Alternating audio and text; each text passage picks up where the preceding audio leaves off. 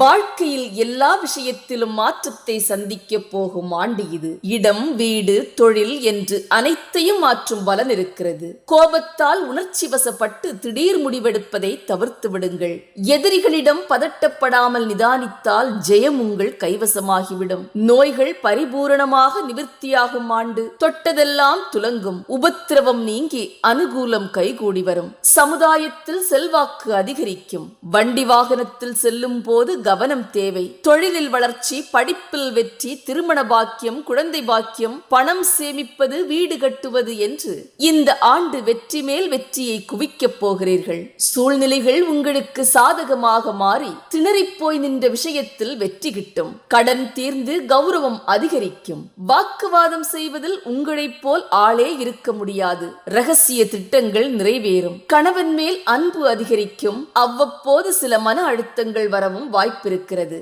பெருமாள் கோவிலுக்கு சென்று நெய்விளக்கேற்றி துளசி மாலை சாற்றி வர கூடுதல் பலன் கிட்டும். வழக்கு உங்களுக்கு சாதகமாக மாறும். புண்ணிய தலங்களுக்கு போய் வருவீர்கள். கையெழுத்திடும் இடங்களில் கவனம் தேவை. கொஞ்சம் அலைச்சல் அதிகரிக்கும் ஆண்டு இது. நிதி இழப்புகள் ஏற்பட வாய்ப்பிருக்கிறது. துணிச்சலாக செயல்பட்டால் காரியத்தில் வெற்றி கிட்டும். சனிக்கிழமை தோறும் சிவ வழிபாடு செய்தால் கூடுதல் பலன் கிட்டும். நன்றி.